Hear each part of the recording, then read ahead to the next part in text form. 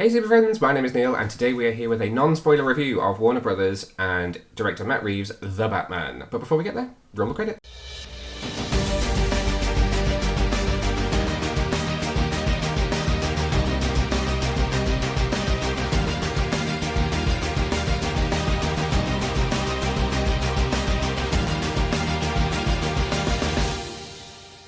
The Batman is in UK cinemas from March 4th, but before we get down to our review, if you really like our videos, then please head over to our YouTube channel and hit the subscribe button, and if you really like this video, then also hit the thumbs up, because it means that more people will be able to watch it.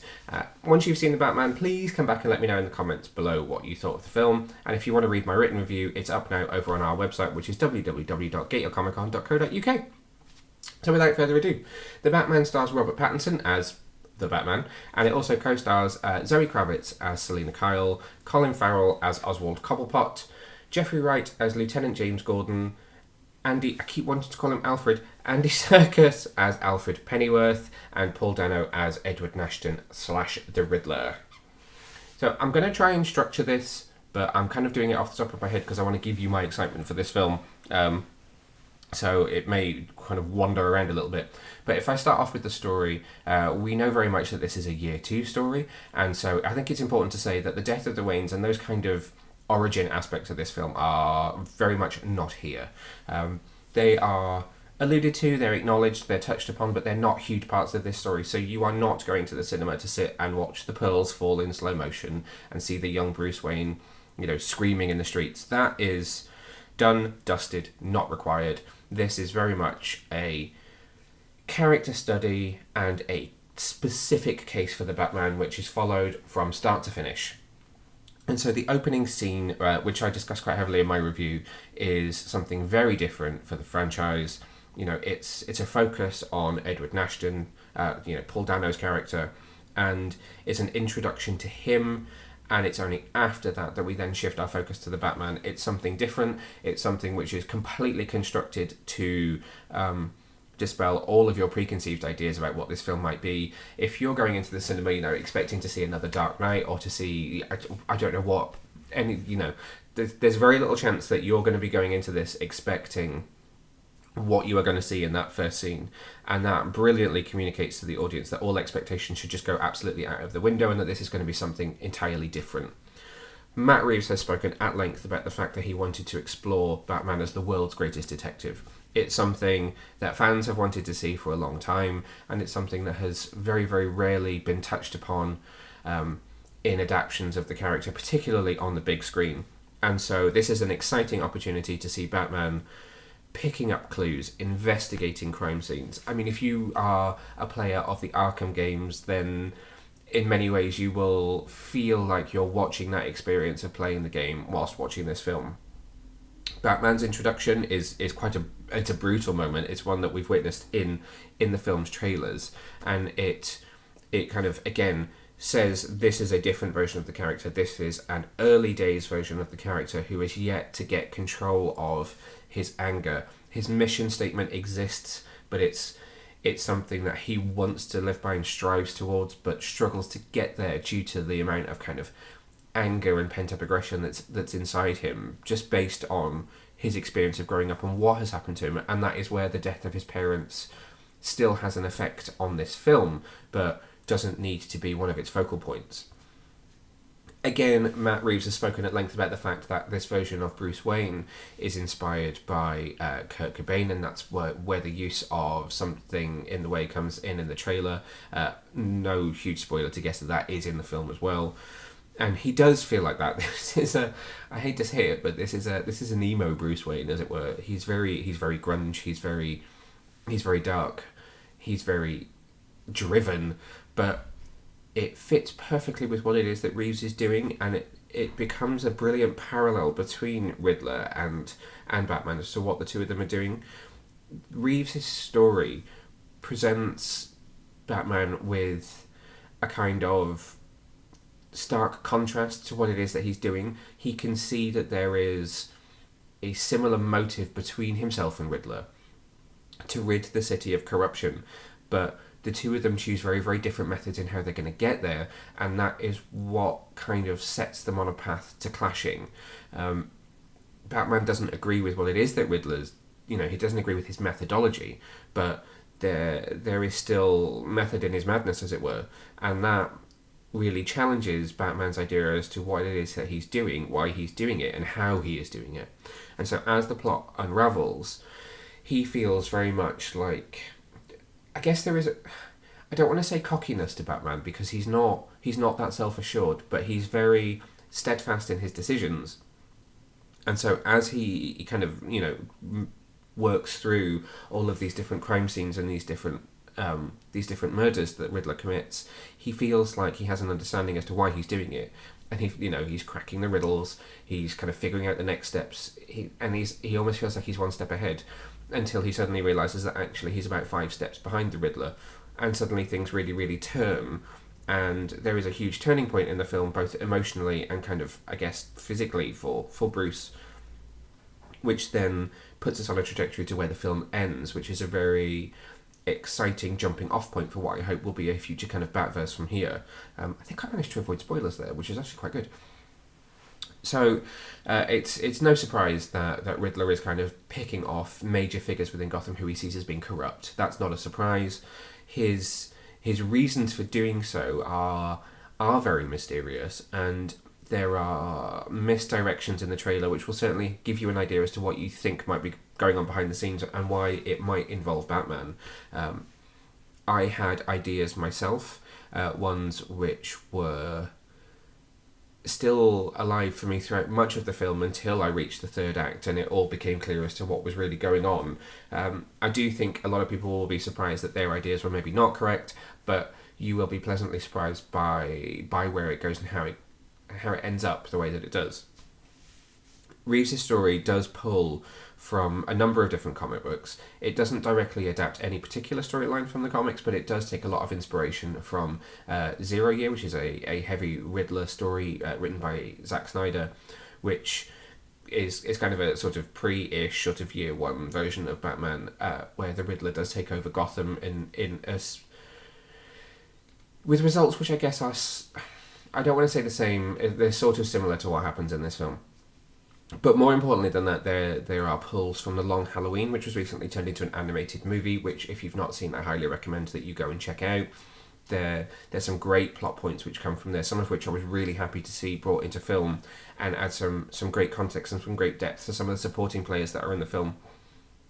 There are also pulls from Year One. Again, this is not a Year One set film, we're not telling a Year One story, but some of the ideas and the aspects from Year One are adapted really well into this Year Two setting as well. I think it's also fair to say that if you have not read Batman Earth 1, it's worth checking out. It is a different version of the origin, but again, there are aspects of that story which are pulled into what Reeves does here and work really, really well in rounding out the whole Batworld. There's more to the Waynes than we've ever seen before, which is great. There's a history to both Thomas and Martha, which is really, really cool to see because it just gives more motivation to Reeves' characters, and it doesn't just give kind of nods to the comics. I mean, yes, you can sit there and you can go, okay, yeah, I know what that's from, but the way that Reeves has done it and kind of incorporated them into his story just means that, there is much more to the legacy of the Waynes. There is much more to who Oswald Cobblepot is. There's much more to who Commissioner Gordon is and why he's doing what he does. There's a lot of depth there, which is why I think we're seeing this version of the Batworld be the one that is most likely going to be fleshed out across multimedias. So we know that there is a GCPD series which is in development for HBO Max. That can easily go back and tell the story of how Jeffrey Wright's Gordon became involved with the GCPD. It could be the story of how he came to Gotham. His could be the Year One story rather than Bruce's. We know that there's a Penguin series which is in development as well. That could dive back and explain how he ends up working, opening the Iceberg Lounge and the club within the club, which you will get to hear all about once you see the film. And you could tell a story about how he became involved with Carmine Falcone, or you could skip ahead to where Penguin is at the end of this film. I am not going to tell you where that is, and tell the story of where he goes next, so that when we come into any potential sequel to the Batman, there is, a Penguin in a different position, and it's not just a case of, some stuff has happened between films, but it could be, stuff has happened, go back and watch the Penguin series and learn exactly how he got there. There are a lot of characters in this world who could easily jump out and have their own stories told, which, again, is constructed so organically by Matt Reeves that it's not a case of, oh look, they're clearly going to get their own show. It's just, they're really interesting. I'd like to see more of them. And that, I think, is really a testament to how well this film is written. I want to talk a bit about performances. Obviously, people out there who have not seen many of Robert Pattinson's movie will instantly jump to the fact that, he was Edward? It was Edward, right? In the Twilight movies. That is not something that heavily impacts on his role here. He is absolutely on fire as both Batman and Bruce Wayne. His Batman is physically imposing. He is brutal. He is angry. He is resourceful. He's restrained. Is everything. Everything you could possibly imagine. His Batman is absolutely brilliant. His fight scenes are convincing. They are fast, sharp. His movements are amazing in this new version of the Batsuit. And his Bruce Wayne is tortured. He is, disconnected. He is angry. There is a huge chasm between Alfred and Bruce, which is a very important point early in the film, and really choked me up at a moment where they reach a turning point later in the film.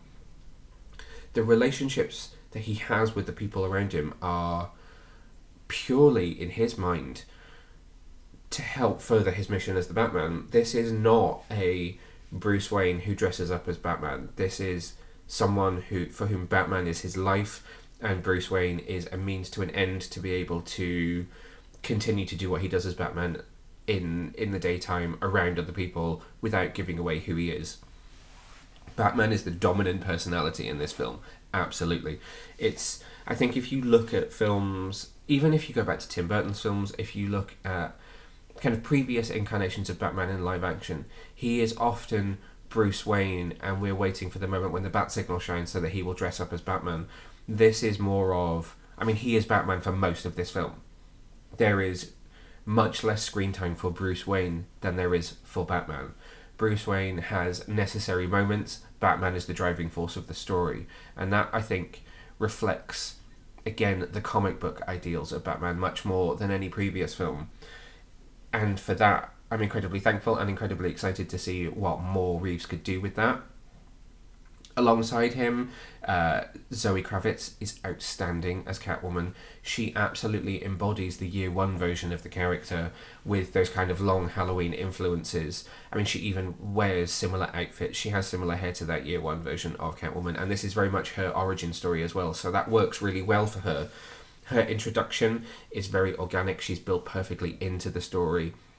She doesn't feel forced the way she's introduced to Batman, and her mission stands at odds with his as well, but their crossing over point is what forces them to work together, and there is an undeniable chemistry between Pattinson and Kravitz which works really well and is quite electric on screen. I felt like I was watching the kind of interplay that you get between the two characters in, Tom King's run on Batman or his Batman Catwoman series, without us being at a point where they may or may not be walking down the aisle, etc., etc., etc. This is very much the beginning of their relationship, but it already has that level of kind of energy and sparkiness between the two of them that means that they work incredibly well together on screen. And the way that they team up and the way that they work together feels very much like the Bat and the Cat that we would know from the comics, and that is very, very exciting. I just mentioned Andy Serkis and that kind of relationship he has, very strained relationship he has with Bruce. Serkis is excellent. We all knew beforehand that he was directing Venom at the same time that he was shooting this film, so it's no surprise that his role is not huge. What is surprise is the sheer level of impact that his Alfred has. It is the paternal version of Alfred that we know from Michael Gough, crossed with the kind of practical side that we know from Jeremy Irons, and also from the version in Gotham, the TV show as well, who was obviously, a previous SAS agent. All of those versions of Alfred are kind of swept up into this brilliant new version who just barks orders at Bruce to begin with, because the two of them have this huge gap between them, but who, when the shields are taken down for both of them, has this huge emotional moment which absolutely hits you in the gut. And so I think moving forwards in future stories that we're going to see a much more recognisable version of their relationship, but one which, there needs to be steps taken in order to get there. And again, it's very different, it's very fresh, it feels great to not know exactly what we're going to see from the two of them together. And you can see the amount of work that was put into making sure that the versions of the characters we know in their relationship are there under the surface, and both of them really trying to reach out to each other, but both unable to. And there's kind of a comment there on the whole idea of us as men not being able to talk about our mental health issues, or things that bother us. The two of them face off with each other in kind of a typical in male fashion, in that they can't talk about their feelings to each other until they have absolutely no choice, and suddenly everything comes flooding out and they're able to move forwards. And that's really exciting to see as well. There's a truly emotional side to the film which is equally as thrilling as all of the action and the murder mystery that unfolds as well. Jeffrey Wright as Jim Gordon is a brilliant partner for Robert Pattinson. I am interested to know how much time the two of them spent working on the relationship, because it being year 2, you get a sense of the history between the two of them. You feel like they've been working together for a while. They have a kind of a shorthand language. They have ticks and tells with each other that means the two of them knows what the other is doing, and they work together perfectly well.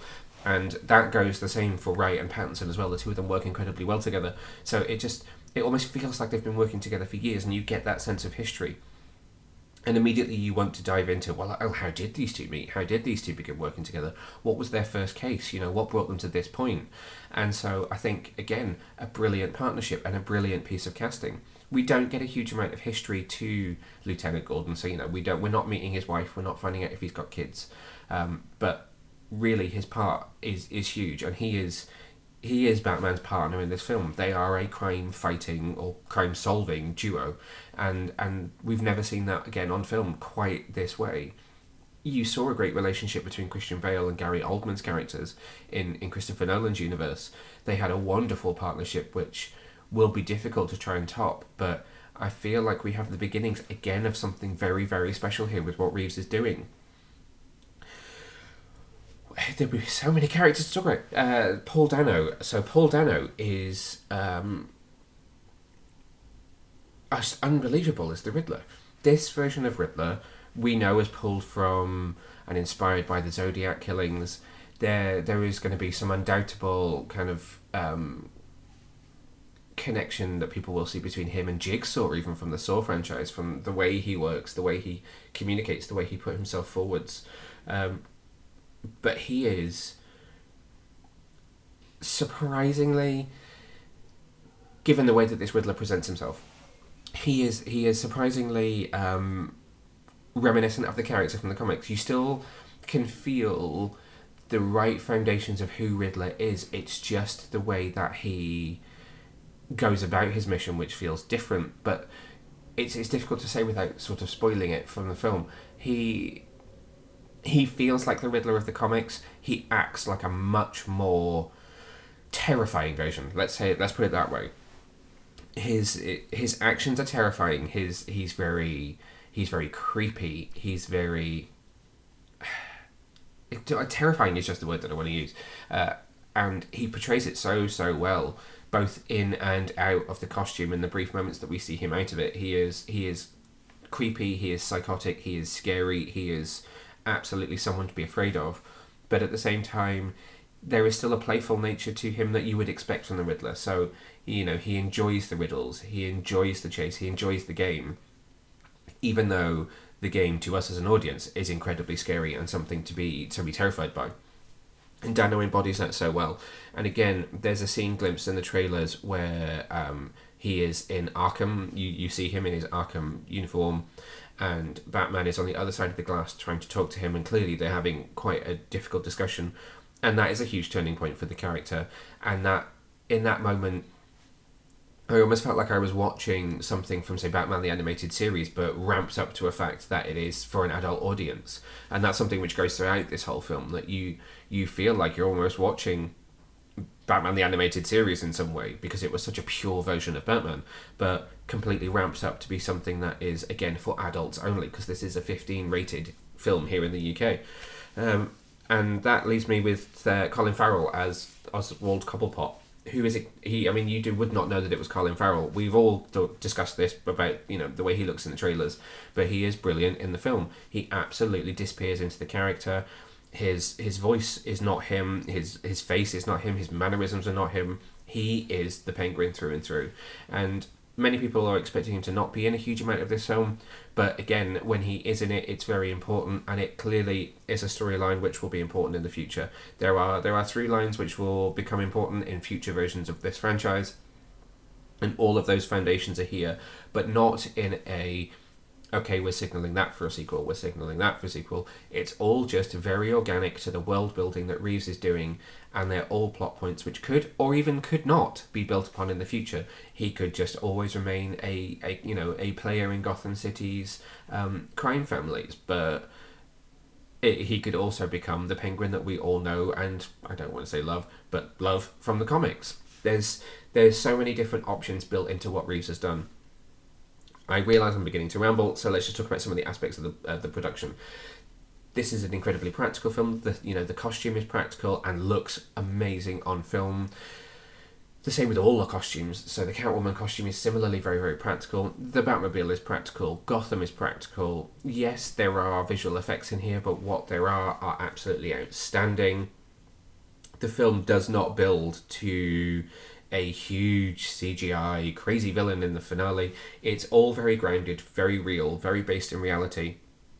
Yes, there is an escalation to what happens, and yes, you will have all seen in the trailers, there's explosions, there's flooding, there's something going on, and when that happens, it makes sense in the story, and it's realised very, very well. It doesn't suddenly just go from a street level brawl to some huge apocalyptic battle. It's all very much Riddler's plan and Riddler's escalation for what's happening in the city. And it's carried out very, very, very well. The Batmobile, as we have seen in the trailers and as Matt Reeves has talked about, is threatening and imposing, and it is a muscle car, and it's a beast in its own right. The first time you see it, it does something very animalistic that I thought they were trying to make a joke originally, and then I realised what they were actually doing with it was very threatening, and it looks great on film. Similarly, when Batman is swooping across rooftops, it's a stunt. It's not just CGI. This is a film which is very, very real and oddly believable given the fantastical nature of the characters and what it is that they're doing. And that is all underpinned by Michael Giacchino's absolutely fantastic score, which I have to say is available now, so you can listen to it ahead of the film's release. His music, his themes are already iconic, and it's just unbelievable how much this version of Batman is arriving fully formed. He is arriving with a theme. Catwoman has a theme. Riddler has a theme. These characters all have individual traits and aspects which are completely fully realised. We're not, this isn't a TV series, so we're not building up from the very beginning across hours and hours of TV. This is a nearly 3-hour movie which is throwing these fully realised characters into a story which is revolving around them. We're not introducing and building characters and then building a story for them to carry out. They are the players in the game, and the game is incredibly well realised. I think that's about all I want to say for now. Otherwise, I will start rambling and I will end up in spoiler territory.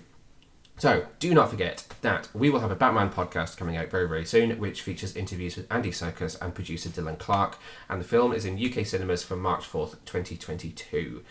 Again, you can read my full review over on our website, which is www.getyourcomiccon.co.uk, and I will have a couple more videos coming out once the film is released, diving into some of the more spoilery aspects of the storyline.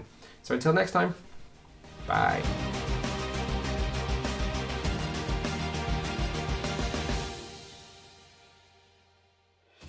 Thanks for watching, Super Friends. If you enjoyed this video, then make sure to hit the subscribe button just down below and hit the bell so that you can get notified whenever we release brand new videos. In fact, there's 2 more waiting for you to watch right here below. So what are you waiting for? Why not click play?